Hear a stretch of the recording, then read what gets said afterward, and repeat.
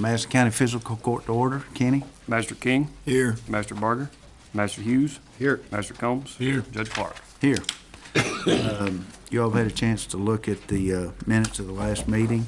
If there are no changes, motion be in order to approve those as submitted in your packet. I'll move. Second.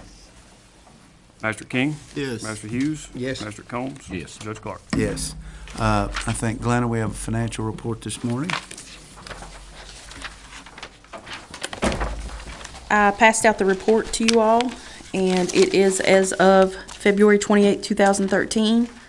As of January 31st, 2013, we had a total fund balance of $7,086,822.17.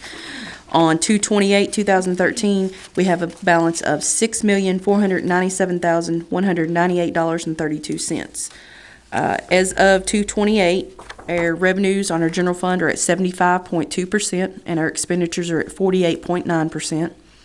Our road fund revenues are at 91.3%, and our expenditures are at 73.3%.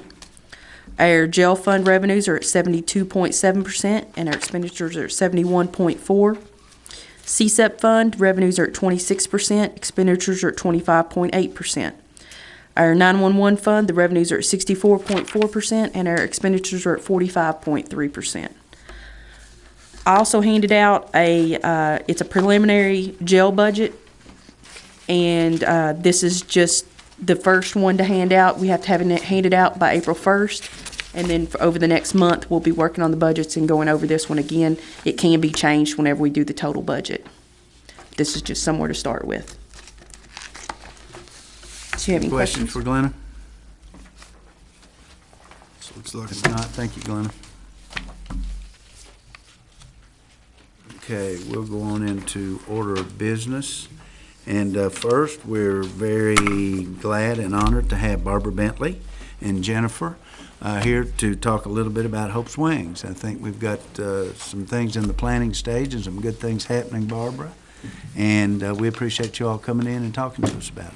Well, we really wanted to thank you all for your support. Hope's Wings is financially sound. We can always use more money, but we do have sufficient funds at this time to operate through June 2014.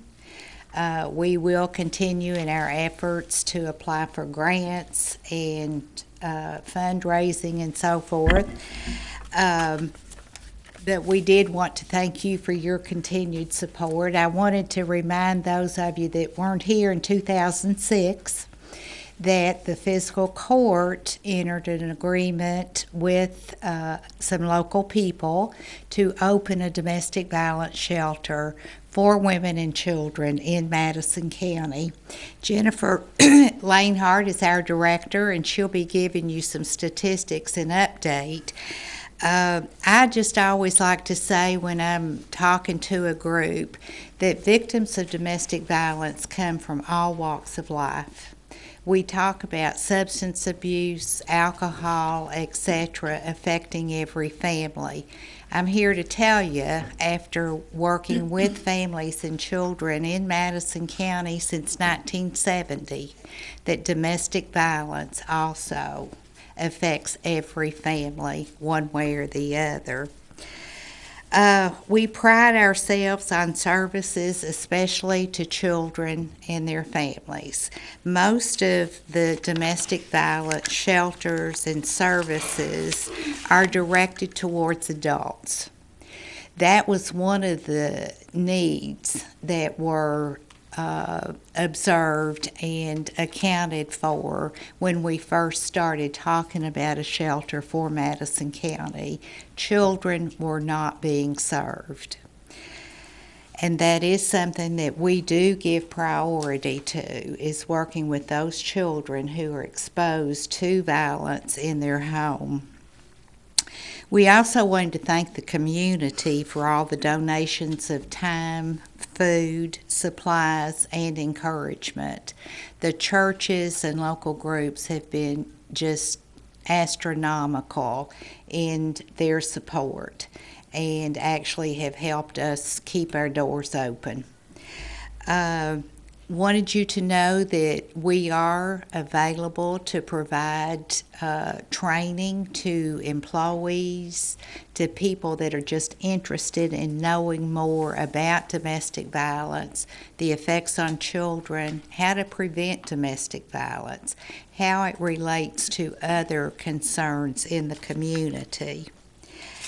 I want to brag a little bit because we have what I think, and I hear Judge Clark say this all the time, but I will hold our staff up to any staff in the state. When we did struggle and were required to lay some people off, those people came back as volunteers full time. That's the commitment that we have in those who are working to prevent domestic violence. The other thing, and then I'll let Jennifer talk, we entered a collaboration with the City of Richmond, and that's something else we're very, very proud of. We see the fiscal court as our beginning, and the city has partnered with us to help us do better outreach. Mark is a part of the group, as Mr. Thomas's staff. We have the strongest and best interagency group for solutions of domestic violence as there is in the state. Many, many years ago, there were tons and tons of materials and suggestions and books and whatever else on how the community can work together. Let me tell you, we are doing that. We are improving the protocol for victims of domestic violence, and the ultimate goal is what everybody wants, is to hold the perpetrator responsible for the violence. So it's my honor to introduce you to Jennifer Lanehard, our director. And before I forget it, I've got two more things. We are having a reception for Andy Barr next Monday at the shelter, and Jennifer has an invitation for you all to attend that. And also she has a brochure that has our phone number and information, so if you have questions, you can get in touch with us. I'd be happy to answer questions, and we'll let Jennifer talk about specific services, and then either of us can answer. Thank you. Barbara said some really nice things about the fiscal court, and she's 100% right in that. Without the fiscal court, Hope's Wings would not be in the community to be able to offer the services that I'm going to tell you about. Right now, Hope's Wings offers a 24/7 emergency hotline along with an emergency shelter. In that shelter this year alone, we've serviced almost 100 women and children at that point, up to now. If you want to count total, we've serviced over 300 women and children in our community. That's a big number, and we're really proud to be here to offer that safe environment for them. We didn't stop with our emergency shelter services, however. We have a wonderful transitional housing program that we're able to put women, once they're in a safe place, out into the community, into their own homes, and we have placed this year 52 families in homes out in the community where we are able to provide them some rental assistance, supportive services, whether it be budgeting, increasing their job skills, whatever. We have really good wraparound services for the ladies who come into the Hope's Wings program. Not only do we provide that, we provide support groups and counseling. Like I said, the case management in shelter and out of shelter. We provide court advocacy and medical advocacy, largely in part of or due to the Violence Against Women Act grant that we got. It's an OVW grant from the Office of Violence Against Women. With that grant, we were able to form a collaborative community response team that Mr. Robbins is part of, along with other county-wide officials. the city, Berea, the sheriff's office, lots of county officials are on this team, and we've been able to do great things with that grant. One of the services that we've been able to offer with that grant, like I said, are the advocacy services. We've provided 366 individuals with court and medical advocacy this year alone, which is really big. Another thing that we're particularly proud of is with that grant, we were able to hire a special victims investigator who focuses entirely on domestic violence, sexual assault, and stalking cases. Because of having this person, emergency protective orders have increased significantly. I think in 2011, about 20.9% of the emergency protective orders were unserved because the respondent couldn't be located. Since having the special victims investigator, we have decreased that number significantly in 2012. Now, I think it's only 10.2% of emergency protective orders that go unserved. So this is a big deal because it holds perpetrators accountable for their actions. It's bringing them into court where we can set up safe legal measures to protect the victims of violence, and with that grant, we just do amazing things. It's wonderful. Again, our wraparound services just amaze me. We're able to work with children. We're able to work with adults. We're really proud of our services, and a large part of it has to do with you all, and we really appreciate your support. Yearly support is wonderful. So we encourage you to continue to call us if you have questions, if you just want to know what's going on with Hope's Wings. You can reach me at the office anytime. They'll give you my cell phone number if I'm not there. I'd love just to keep you posted and let you know how we're progressing and how we're serving your citizens. If you have any questions, I'd love to answer them. And Jennifer, Barbara, I think can answer it's as well. just what's really wonderful about this whole Hope's Wings situation is, you know, when everybody went through the downturn and it looked like Hope's Wings was going to close. I mean, we had this beautiful facility out in the county and no money to operate it. And through the hard work of Barbara, the board, the volunteers, local governments, everybody, you all have come back. And Barbara, I think it's just, it's amazing that all of a sudden you've got funding through June of 2014 already. So to me, for you all to work that hard and get everybody involved, and I know I went to a big fundraiser, and it was just great to see all those people getting involved and really caring about having a facility like that here in Madison County. So I think the whole court, I speak for the court, we applaud you all for everything you've done. Thank you. Thank you so much. Well, we couldn't have done it without your support, though, and really the support of the community. And I tease and laugh a lot of times because so many elected officials, when they see me coming down the street, will cross the street. That's okay, too, because it takes everybody to work together. And when you see me coming, I may not have to have my hand out this time. All right, thank you all both for coming in. We appreciate the update, as always. And like you all have made it a point once a year to come in, and that's what we really like. So when somebody asks us, we can answer questions for them.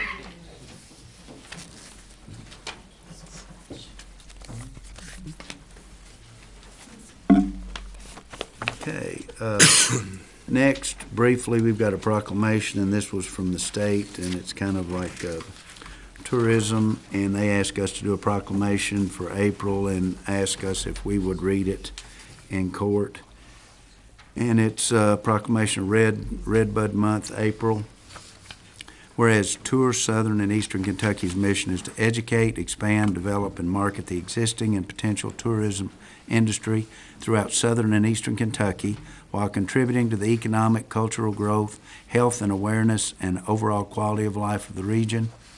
Whereas the eastern redbuds are native to the southern and eastern region of Kentucky, whereas redbuds bloom annually beginning in April, enhancing the southern and eastern Kentucky region with lush, pinkish red blooms, whereas the redbuds will allow southern and eastern Kentucky's tourism season to be jump-started off by offering visitation enticements of redbud blooms and trails approximately a month and a half prior to the traditional tourism season for the area.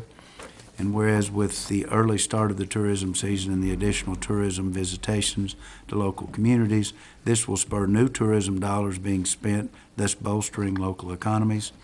Whereas the residents throughout southern and eastern Kentucky are encouraged to participate in the Red Bud Month activities, be it resolved that the Board of Directors for Tour Southern and Eastern Kentucky, along with County Judge Kent Clark and Madison County Fiscal Court, do hereby proclaim April as Red Bud Month in Madison County. Thank y'all very much. And that's very interesting because they put a lot of time and effort into that. Next, we've got a resolution. Is Cheryl here? She probably couldn't come. I'm going to read this. I need the court authorization. And what we're trying to do, there's still some iced tea money left for recreational trails, and I've talked to the commissioner and think it might be. So we went out the other day and kind of laid off another, we haven't got the exact dimensions, but probably a little over 2 miles of trails at Battlefield Park, and that'll finish us up there. And we'd like to apply for those funds and get that done and finished with while money's available. And whereas the Madison County Fiscal Court is committed to providing a recreational park system to promote a healthier citizen body, whereas the Madison County Fiscal Court feels the recreational system shall exhibit components of cultural, natural, historical, educational features for its community, whereas the Madison County Fiscal Court wants to increase the numbers of types of facilities in the park system, whereas the Madison County Fiscal Court recognizes the benefits of recreational trails to increase public use in the park system and to provide for a healthier community. Now therefore, I, Kent Clark, Madison County Judge Executive, and the Madison County Fiscal Court do hereby support and authorize the resolution for submission of the project application for the recreational trails program. As the applicant, we agree to commit 50% of the total projected cost for the project in the form of in-kind, cash, or donations. This resolution shall also serve to provide the Judge Executive and his or her designee authorization to sign all documentation related to the grant. And like I said, this will complete the trails. It'll give us probably close to 5 miles at Battlefield. We are in the process, and I'll say, I was going to bring it up, Judge's report, of encroachment permits holding us up on bidding the reconstruction of Whitehall Lane, and that includes another 2 miles of 10-foot wide blacktop walking bike trails. So that's going to give us over 6 miles at Whitehall, and we'll have close to 5 at Battlefield. And that's just really special, especially when we're able to take advantage of grants and do all these things. So if there are no questions, a motion be in order to approve this resolution supporting the grant and also authorizing myself to sign all documentation related to the grant. So moved. Judge, will we get into the problem we got in last time on about moving that dirt and stuff? This is, and they take a look, the Heritage Council, Larry, when we're just disturbing about 3 inches of ground, so instead of taking all the samples and stuff, they'll just have somebody come out with a metal detector and go over the complete route, and that's all we'll get into, not unlike what we've been into before. That's a holdup, but Yeah. I think it's great. Second. Pastor King, Yes. Pastor Hughes, Yes. Pastor Combs. Yes. Judge Clark. Yes. Judge's report, got a few things. Chief Cox and firemen are at Kirksville School for career days, and that's why Jim isn't here today.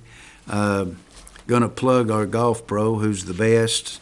He has got a life lessons, and it's from the golf course, The Quest for Spiritual Meaning, Psychological Understanding, and Inner Peace Through the Game of Golf. He wrote that with Don McNay, and I've just started on it. I just got it, but I think it's going to be interesting reading. Clay's excited about it.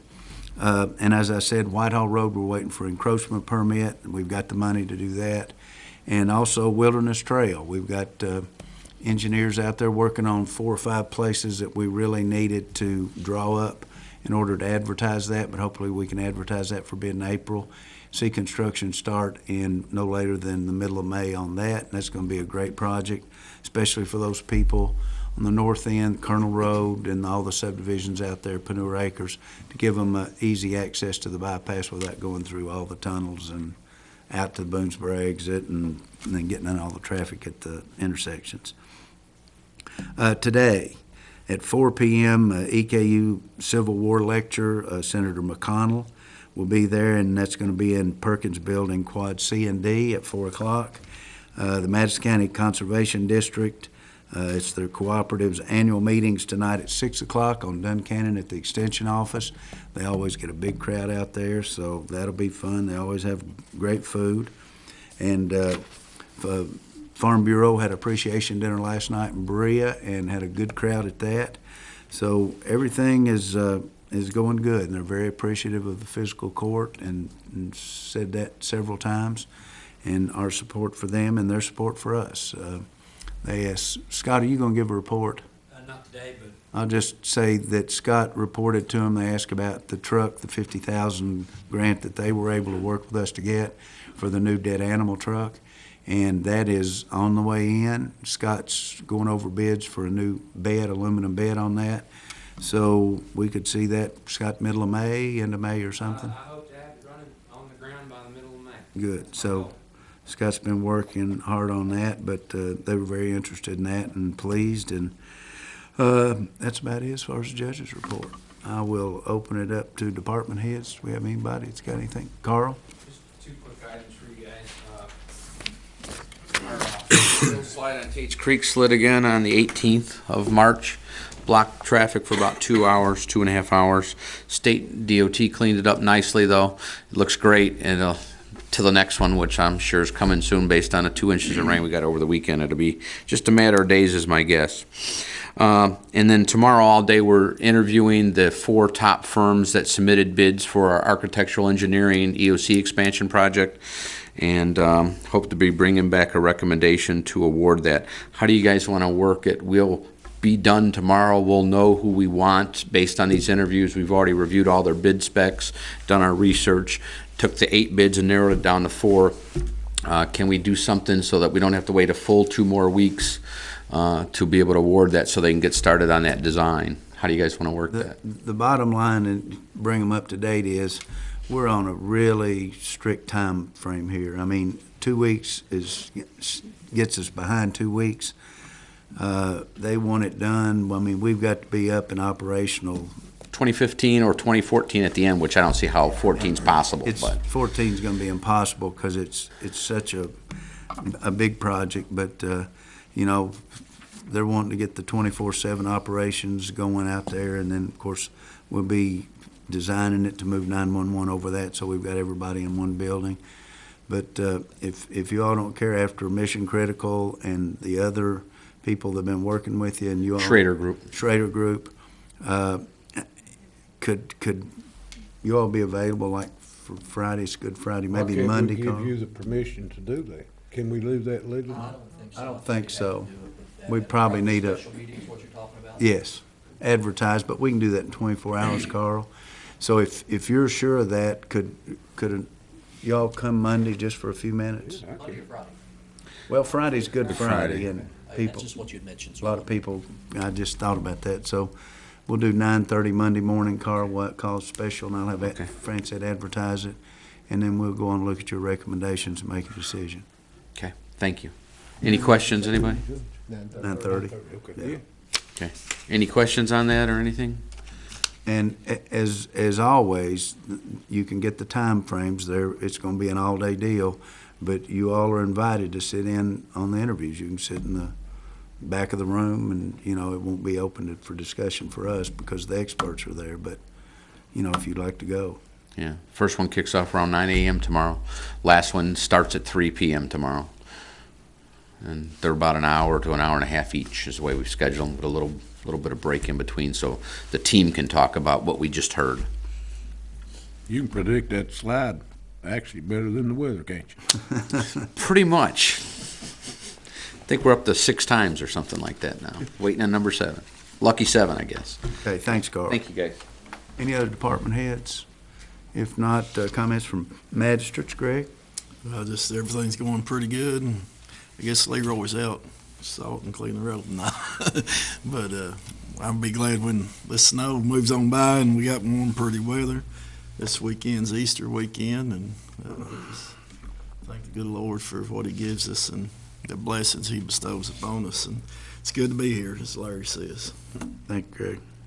Bill Ray? Yeah, this is the Passion Week, Easter week, and I know at the First United Methodist, the Ministerial Association's hosting Holy Week services at lunchtime. So that's a treat to get to go up every day this week and hear a different minister, and then they might even provide a sandwich for lunch. And I know out Flatwoods Christian Church, they're having a community-wide breakfast this Saturday, and I think it's the first time I'm aware they've done that, so that's a pretty big deal out there in Waco. Is a community breakfast, so I'll plan to be there. And then sunrise service at the water plant on 7 o'clock on Sunday morning. For many years, they've been community sunrise service done at the water plant on College Hill Road, 7 a.m. Other than that, Thank you, Bill Ray. Larry? No, I'm kinda like Greg. I'd sure like to see some warm weather, and I know everybody in this county like to see it. Of course, it could be worse, and it hadn't been, but, and I wanna relay on to the road department. They've done a good job. I mean, we didn't have a whole lot of snow, but what little bit we did have some slick spots, and they were Johnny on the spot. I didn't get but 2 calls, and they was there in 5 minutes, so I'm glad of that. Other than that, Judge, I'm just glad to be here. Glad you're here. Anybody in the audience like to approach the court? If not, motion to pay the claims and approve the transfers. so moved. Second. Pastor King? Yes. Pastor Hughes? Yes. Pastor Combs? Yes. Judge Clark? Yes. Motion to adjourn. So moved. Thank everybody for coming in. We appreciate it. Barbara, you and Jennifer, thank